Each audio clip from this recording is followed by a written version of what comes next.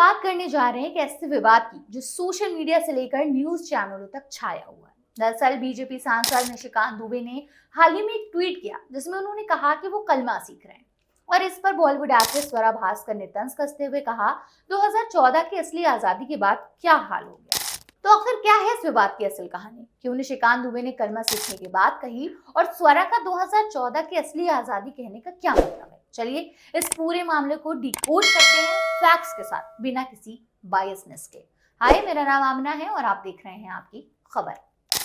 दरअसल 24 अप्रैल 2025 को बीजेपी के गोड्डा सांसद निशिकांत दुबे ने एक ट्वीट किया जिसमें उन्होंने लिखा, अशहदु अन्ना ला इलाहा इल्लल्लाह ला शरीका लहू व अशहदु अन्ना मुहम्मदन अब्दुहु व रसूलुहु। आजकल कलमा सीख रहा हूँ, पता नहीं कब जरूरत पड़ जाए। बस फिर क्या था, इस ट्वीट ने तुरंत सोशल मीडिया पर हंगामा मचा दिया। कुछ लोगों ने इसे मजाक समझा, कुछ ने इसे बीजेपी की नीतियों पर सवाल उठाने का मौका माना। लेकिन असल में ये ट्वीट एक क्रिटिकल कॉन्टेक्स्ट से जुड़ा था। एक्चुअली ये ट्वीट जम्मू कश्मीर के पहलगाम में हुए एक आतंकी हमले के बाद आया जिसमें 22 अप्रैल 2025 को 26 लोगों की जान चली गई। खबरों के मुताबिक आतंकियों ने टूरिस्ट को निशाना बनाया और उनसे उनका धर्म पूछा। जो लोग हिंदू थे और कलमा नहीं पढ़ पाए उन्हें गोलियों से भून दिया गया। इस हमले ने देश भर में गुस्सा और डर पैदा कर दिया। निशिकांत दुबे का ट्वीट इसी हमले के जवाब में था। उनका कहना था कि अगर ऐसी घटनाएं होती रहेंगी तो शायद लोगों को अपनी जान बचाने के लिए कलमा सीखना पड़ सकता है। लेकिन सवाल ये है, क्या ये ट्वीट सिर्फ एक सटायर था या इसके पीछे कोई गहरी पॉलिटिकल स्ट्रैटेजी? इसके बाद सीधे एंट्री हुई बॉलीवुड एक्ट्रेस स्वरा भास्कर की, जो अपनी बेबाक राय रखने के लिए जानी जाती हैं। वो अक्सर देश के मुद्दे पर बात करती रहती हैं।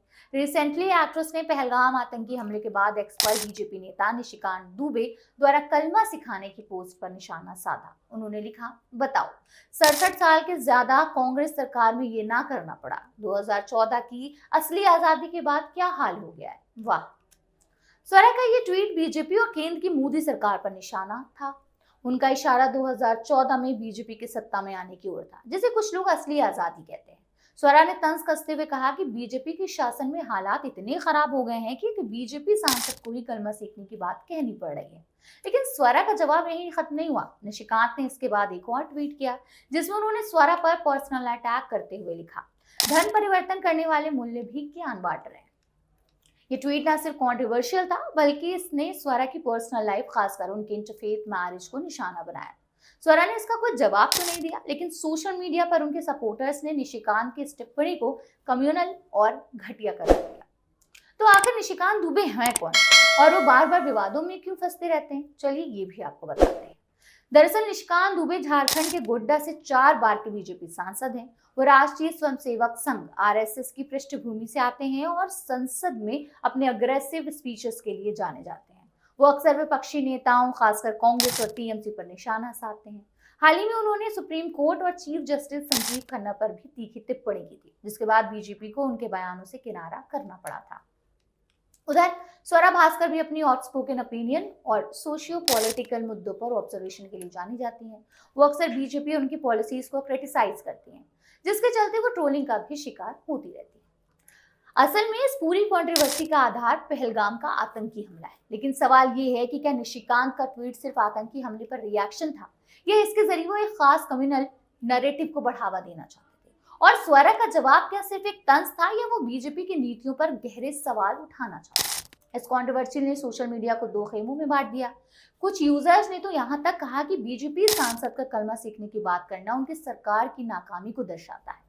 एक यूजर ने लिखा, मोदी जी की सरकार में बीजेपी सांसद को ही कलमा सीखना पड़ रहा है, ये है न्यू इंडिया। इस विवाद ने एक बार फिर इंडिया में कम्युनल टेंशन और रिलीजियस पोलराइजेशन के मुद्दे को सामने ला दिया है।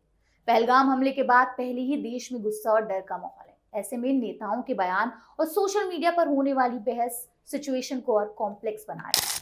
तो असल सवाल क्या है? क्या निशिकांत दुबे का ट्वीट सिर्फ एक सटायर था या इसके पीछे वोट बैंक की राजनीति थी? क्या स्वरा भास्कर का जवाब बीजेपी को घेरने का एक मौका था या वो वाकई में सुरक्षा के मुद्दे पर सवाल उठाना चाहती थी? और सबसे बड़ा सवाल, क्या ऐसे बयान और जवाब देश में एकता को बढ़ावा देते हैं या हमें और बांटते हैं? पहलगाम हमला हमें याद दिलाता है कि आतंकवाद आज भी हमारे देश के लिए एक बड़ा खतरा है।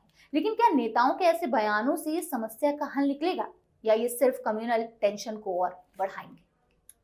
ये डिस्प्यूट हमें एक बार फिर सोचने पर मजबूर करता है कि हमारे नेता और पब्लिक फिगर्स अपने शब्दों का इस्तेमाल कितनी जिम्मेदारी से करते हैं। निशिकांत दुबे और स्वरा भास्कर के इस ट्वीट वॉर ने हमें दिखाया कि सोशल मीडिया पर एक छोटा सा बयान भी कितना बड़ा बवाल मचा सकता है। बहरहाल, आप इस पूरे मामले के बारे में क्या सोचते हैं? क्या निशिकांत का ट्वीट सही था या स्वरा का जवाब ज्यादा जायज था? अपनी राय हमें कमेंट में जरूर शेयर करें।